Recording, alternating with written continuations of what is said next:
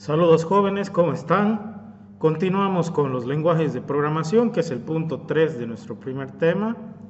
Ya hemos hablado anteriormente de los lenguajes de programación y las herramientas que nos proporcionan. En esta oportunidad vamos a hablar de la clasificación de los lenguajes de programación, ¿ya?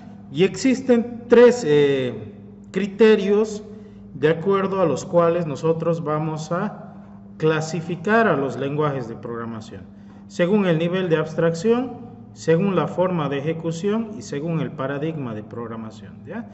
Entonces, empezaremos a ver, según el nivel de abstracción, cómo se clasifican los lenguajes de programación, ¿ya? De acuerdo al nivel de abstracción, se clasifican en lenguaje de máquina, lenguajes de bajo nivel y lenguajes de alto nivel. ¿A qué hace referencia el nivel de abstracción? El nivel de abstracción hace referencia a qué tan complejo es el lenguaje de programación o qué tan cerca está del lenguaje de máquina, ¿ya? Ahí serían los lenguajes de más bajo nivel, y los que están más cerca del lenguaje común, del lenguaje humano, ¿ya? Que vendrían a ser los lenguajes de más alto nivel.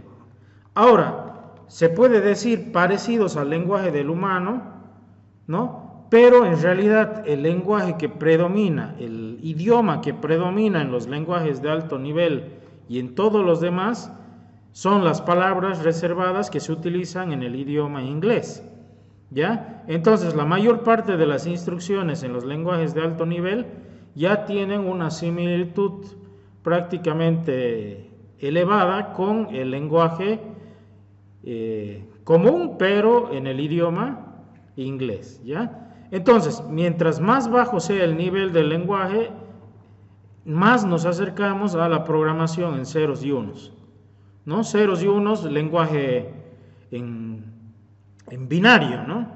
Y mientras más alto sea el nivel, estamos hablando de palabras como repeat, while, for, palabras reservadas que están en el idioma inglés, ¿ya? Entonces, veamos, lenguaje de máquina. ¿Cuándo hablamos de lenguaje de máquina? Hablamos de lenguaje de máquina cuando todo lo que vamos a transmitirle a la computadora está expresado en ceros y unos. Habíamos visto anteriormente nosotros de que la computadora es una máquina electrónica porque funciona electricidad y digital porque utiliza el sistema binario. Todo lo que procesa la computadora se reduce al sistema binario, que es ceros, unos. Cero, ausencia de electricidad; uno, presencia de electricidad o un pulso eléctrico, ¿ya? Entonces, este lenguaje de máquina es sumamente complejo, ¿ya? Dentro de las ventajas es de que no se necesita de que se traduzca. Escribimos en lenguaje de máquina y prácticamente la computadora ya lo entendería. Comentarles que hoy en día prácticamente es imposible realizar directamente la codificación en lenguaje de máquina, ¿ya? Aparte, si deseamos realizar programas que sean de gran envergadura, obviamente va a ser imposible poder utilizar, y poco práctico, ¿no?, utilizar directamente el lenguaje de máquina.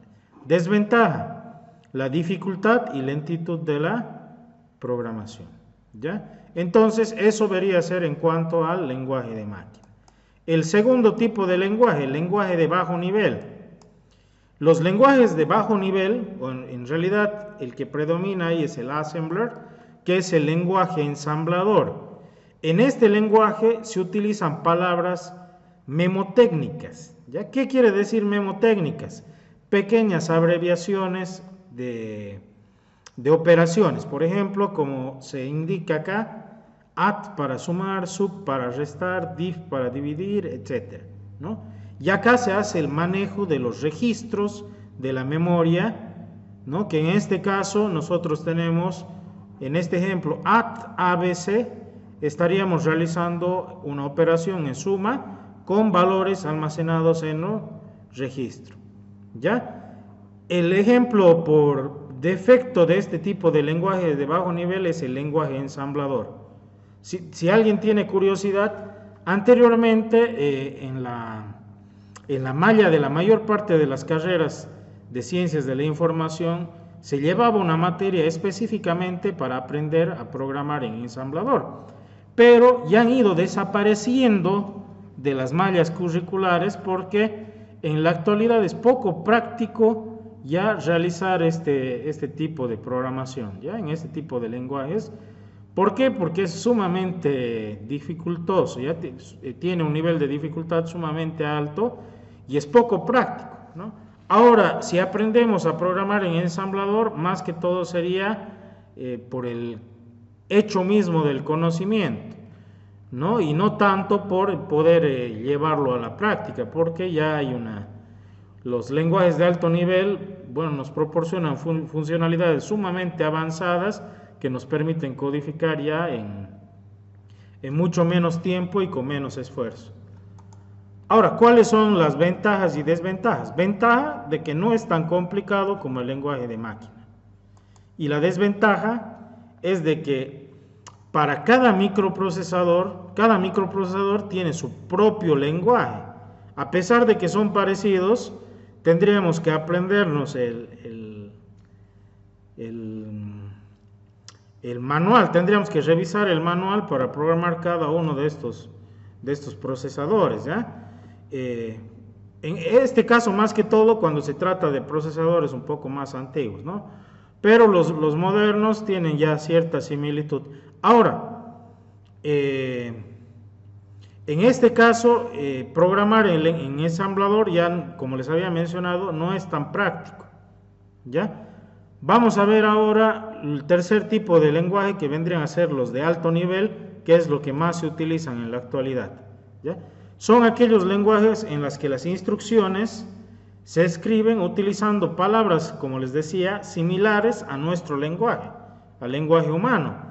Pero obviamente, como les había mencionado anteriormente, en el idioma inglés. Las palabras que vamos a encontrar en los lenguajes de programación están relacionadas con palabras del idioma inglés, que ya lo vamos a ir viendo y nos vamos a ir familiarizando con estas instrucciones. Ejemplo de estos lenguajes de alto nivel, los que más se utilizan en la actualidad: Java, C++, C#, Visual Basic, Python, etc. Ya. Ahora, ventaja y desventaja. La ventaja es de que son portables. Los programas que nosotros vayamos a desarrollar en cualquiera de estos lenguajes son portables. No dependen de la máquina como los anteriores, ¿ya? Y las desventajas es de que la traducción del código que nosotros escribimos hacia el código de máquina me va a implicar obviamente el uso de más recursos, ¿ya? Bueno, esa sería la clasificación de los lenguajes de programación en cuanto al nivel de abstracción. Ahora vamos a ver, de acuerdo a la forma de ejecución, cómo se ejecuta. Según la forma de ejecución se clasifican en dos: en lenguajes compilados y en lenguajes interpretados. ¿Qué diferencia hay entre ellos? Veamos primero los lenguajes compilados. En los lenguajes compilados, ¿ya? ¿Qué es lo que se hace? El código que nosotros escribimos, ¿ya? Se compila. ¿Qué quiere decir se compila? Esas palabras, ese texto que nosotros escribimos en los lenguajes compilados, pasa por un proceso de compilación que vendría a ser algo así como traducción al lenguaje de máquina. Y esto me genera otro archivo, ¿ya? Uno vendría a ser el código y otro vendría a ser el archivito que ha sido fruto de esa compilación. Y ese archivo o ese fichero nosotros lo podemos ejecutar varias veces sin necesidad de volverlo a compilar, ¿no? Un ejemplito: cuando a veces nosotros programamos, a veces se nos genera, algunos lenguajes de programación nos generan un ejecutable, un .exe, y ese ejecutable nosotros lo podemos hacer correr varias veces sin necesidad de volver a interpretar, ¿ya? Ahora, los compiladores analizan todo el programa, ¿Ya? Una vez que nosotros hemos terminado de codificar, el programa que compila busca en todo nuestro código fuente de que no existan errores, ¿ya? Si existen errores, no me genera esa traducción, no lo compila, ¿ya? Y si obviamente pasa por todo y no se detectan errores, lo compila y ese archivo lo puedo utilizar múltiples veces. Ahora, ejemplo de estos lenguajes compilados: Java, C#, Visual Basic, antiguos como Turbo Pascal también vale la pena mencionarlos, ¿no? Ahora, el otro tipo de lenguajes de programación son los interpretados. ¿Qué quiere decir esto? Entre nuestra aplicación y la máquina existe un programa intermedio que hace de intérprete, ¿ya?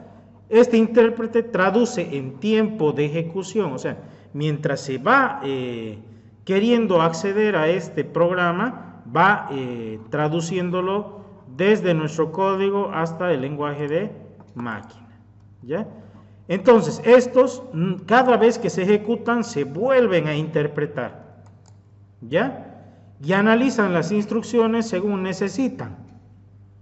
Puede llegar a ejecutarse con errores, porque no me revisa todo y luego recién da el OK, sino que va ejecutando por partes, traduciendo en realidad por partes. Puede que en algún momento identifique el error, pero ya ha dejado ejecutar todo lo anterior, ¿ya?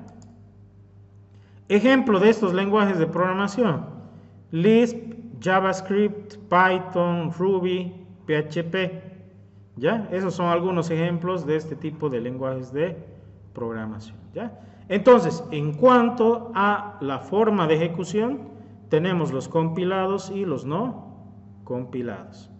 Ahora, según el paradigma de programación, ¿qué es el paradigma de programación? Un paradigma es una forma de cómo realizar o cómo desarrollar la programación, ¿ya? En este caso existen una serie de paradigmas de programación y acá nosotros vamos a revisar las más importantes, ¿ya? Aquí, por ejemplo, dice: un paradigma de programación representa un enfoque particular o filosofía para la construcción de software. Vamos a ver los siguientes tipos. Aquí sí tenemos muchos: algorítmicos o imperativos, declarativos o predicativos, lógicos, funcionales y orientado a objetos. Existen más, pero estos son los más importantes en cuanto a el paradigma de programación. Veamos entonces, empecemos con el algorítmico o imperativo. ¿Por qué se caracterizan estos lenguajes de programación? Describen la programación en términos de estado de programa y sentencias que cambian dicho estado. Ahora, estos lenguajes algorítmicos o imperativos simplemente se basan en instrucciones que le indican a la computadora cómo realizar una tarea, ¿ya? Y finalmente, ejemplos de este tipo de lenguaje algorítmico o imperativo: C o BASIC, ¿ya? Vamos a ver el segundo tipo de lenguaje, el declarativo o predicativo. ¿Cómo funcionan este tipo de lenguajes de programación? Se basa en predicados lógicos o funciones matemáticas. Su objetivo es conseguir lenguajes expresivos en los que no se necesita indicar cómo se va a resolver el problema, sino simplemente se explican las reglas para resolverlo, ¿ya? No es como el imperativo que indica exactamente qué es lo que se tiene que hacer, ¿ya? Sino que se indican las reglas y se indica, en realidad esas reglas son funciones matemáticas y predicados lógicos, y en base a esto el computador tiene que ver el mejor camino para resolver el problema. Ejemplos: Prolog, Haskell, Occam y Racket, ¿ya? Algunos de estos paradigmas, por ejemplo, son poco utilizados. Comentarles que en la actualidad el que domina en la mayor parte de los lenguajes de programación vendría a ser el paradigma orientado a objetos, ¿ya? Pero sin embargo, no está de más el conocer estos tipos de lenguaje que utilizan esos paradigmas tal vez un poco más, un poco diferentes, ¿ya? Luego el paradigma lógico. El lenguaje por defecto de la programación lógica es el Prolog, ¿ya? Es el mecanismo de inferencia genérico que se basa en la deducción, ¿ya? ¿Qué es lo que se hace en Prolog, por ejemplo?